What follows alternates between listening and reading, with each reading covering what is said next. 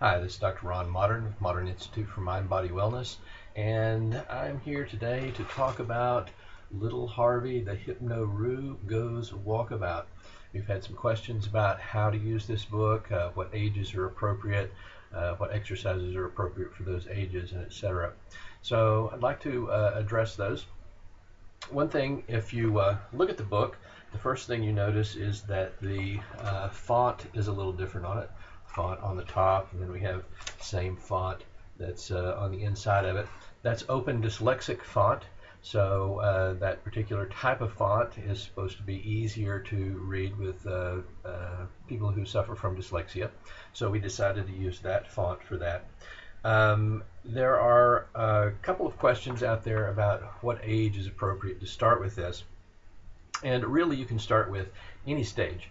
This book is first and foremost supposed to be interactive. It's supposed to help caregivers and children interact with one another. This is not something you're going to give to a child and say, here, take this, read it, go do whatever you want with it. That's not the purpose of it. This is the purpose to help caregivers and children interact with one another through the medium of the story of Little Harvey the Hypno-Roo. Now, as the title says, and as you probably already know, this is about teaching children elements of self-hypnosis. And some questions have been, well, why do children need to know self-hypnosis? Well, there's a lot of skills that go into this that can be very useful for children. So one of the skills that we have is diaphragmatic breathing, mindfulness, using these, combining those together, especially as children get older. We have them practice several scripts that are in here, and this is the primary reason that we want to get children working with guided visualization, to start teaching them the skill of visualization and imagination and etc., so that they can use that to then deal with different scenarios in their lives. Some of the ones that we have in the book, some of the problems that are addressed by Little Harvey and his friends, is the fear of not being able to breathe. You may not remember that from a child, but that is a common childhood fear. Another one is the fear of being abandoned by a caregiver. How to deal with being sad, so teaching some emotional regulation. Fear of the dark, which is very common, and then dealing with bullying, which unfortunately is becoming more prevalent in our society. So all of these skills can be taught, and children can use a type of self-hypnosis. Now, this is going to be a little different if you came to me at the Institute and wanted to do hypnosis for pain management or working on trauma or something like that. It's going to be a little different. This is a little more remedial and yet still very effective. Once again, this is a skill that can be taught to children to help deal with fears, to help deal with emotions, to help deal with the common occurrences that they may experience through life, so that they can adjust to those. Now, like I said, one of the things is what age is that appropriate? Well, I'm sort of Piagetian in my looking at cognitive development and what have you. So we have that sensorimotor stage that Piaget talks about, which is from birth to 2 years old. Now, at this point, this is especially the interactive part, where you're just talking to the child, you're just doing things with the child. And we have our basic rubric. This is sort of one of the basic rubrics that Little Harvey uses throughout there. And just saying this over and over to the children can help create that bond. So we have the basic rubric, and I'll just read that to you now. Come with me to the dreaming friend, where all our problems can finally end. We use our mind and body to make what we want to happen true. Picture in your mind that when you breathe in, your belly gets bigger and bigger. And then when you breathe out, your belly gets smaller and smaller. Breathe into your nose and count to 4. 1, 2, 3, 4. Breathe out through your mouth and count 8 more. 1, 2, 3, 4, 5, 6, 7, 8. Feel yourself go limper and limper, limper than a spaghetti dinner. And then it goes into some of the specific fears that we have to work on. But that basic rubric, breathe in through the nose and count to 4. Breathe out through the mouth and count 8 more. Now, from birth to 2 years old, certainly 1, 2, 3, 4 doesn't mean anything to them, although you are sort of priming them to get that. But it's just the cadence of your voice and the tone of the voice that can be very soothing, that can help the children in that way. So you can read through those and you can simply read the book to them, start at the beginning and read all the way through. Cognitively, they're not going to get much out of it, but that bonding time, that feeling of calmness, that soothingness, that peace that comes from being close to the caregiver, and also hearing those repetitious sounds repeated in a calm voice over and over, can help the child be calm. The next one stage is that pre-operational stage, and that goes from about 2 to 7, and that's when you can really start getting into some of the exercises that we have in here. One of the things that we have is called the What-What-Wombat. Okay, so the What-What-Wombat, sort of all of the What-What-Wombats will look like that. They'll start with the What-What-Wombat there, and this is simply asking questions of children. And you may also want to use things like plush animals for this. So for this particular What-What-Wombat, what does a kangaroo look like? What kind of ears does a kangaroo have? Does it have long ears or short ears? What kind of ears do you have? Now, once again, the younger the child, the less they're going to understand of that. But you can use a thing like a plush animal. And here we have little Harvey himself, right, dressed up to go walkabout. And you can use something like this and just engage the child into, oh, look, little Harvey, what kind of fur does he have? So you're teaching some words. What kind of ears? What kind of arms? What kind of legs? Very long legs. Look at the tail. Do you have a tail? You get the idea as we're going through there. Now, the plush animal can also be used later on in later stages. Up until about the age of 5 to 7 years old, children breathe diaphragmatically, automatically. Okay, that's just the way we breathe when we're children.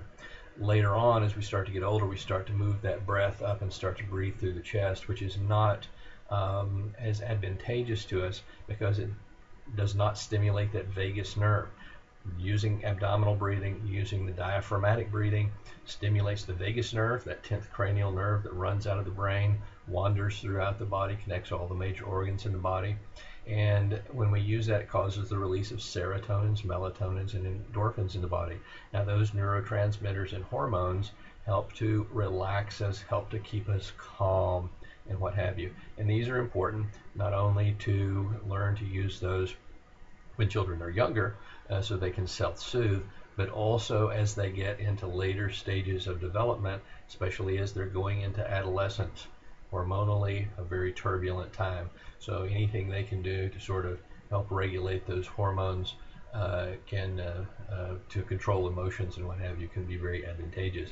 So using that little plush, one of the things we can do to teach mindfulness, even at the age from 2 to 7, okay, even in that stage, is maybe place that little plush on the lower abdomen, and as the child breathes in and out, they can watch that plush go up and down, inhaling through the nose, watching that abdomen fill up with air, exhaling through the mouth, watching it drop again. So really using these sorts of things, and once again, the fur. And as they get older, you can also look at those and ask questions about that. Once again, this is the What-What-Wombat. So we're promoting curiosity here. What does a kangaroo sound like? Okay, what sound does it make when it hops?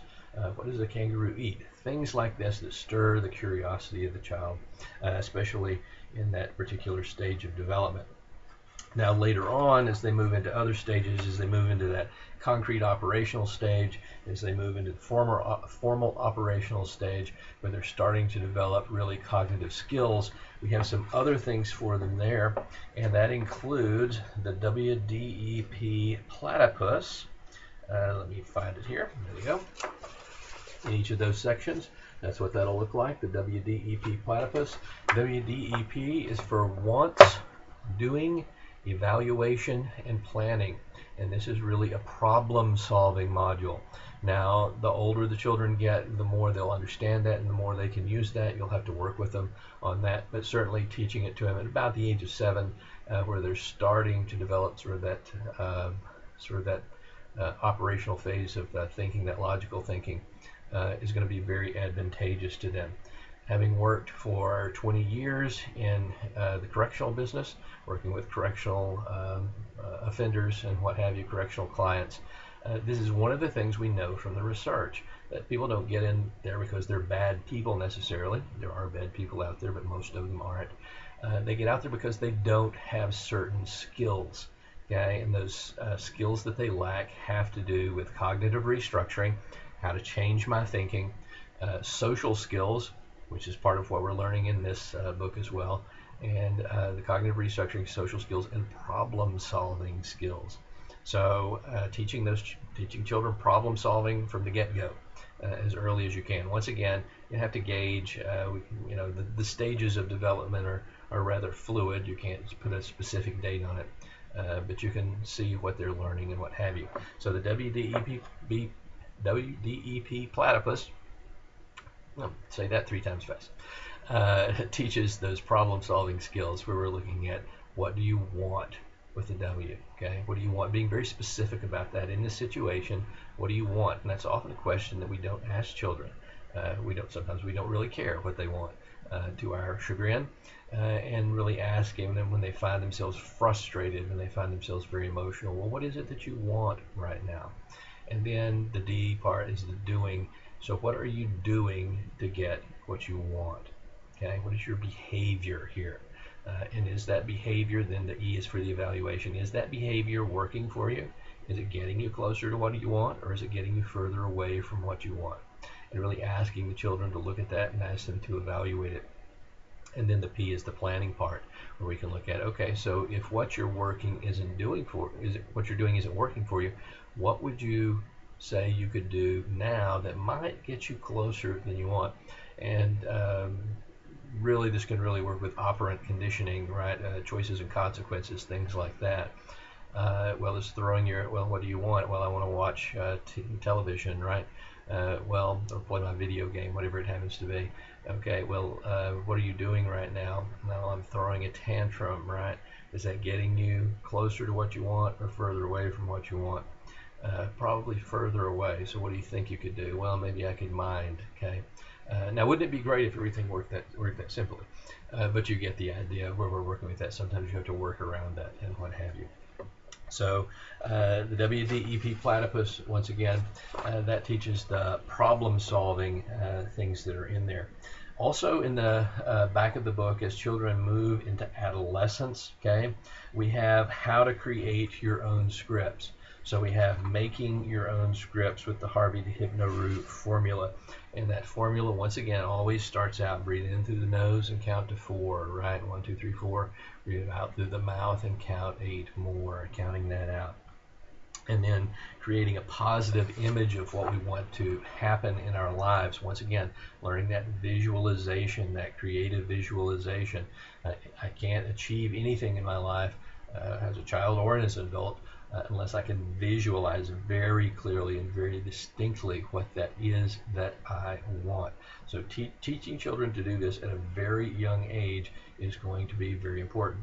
Once again, you're going to have to wait till that developmental stage gets there, but hopefully we can go through all 4 of those developmental stages, the 4 according to Piaget, and have something for each one of them. Once again, and throughout all of it, interacting.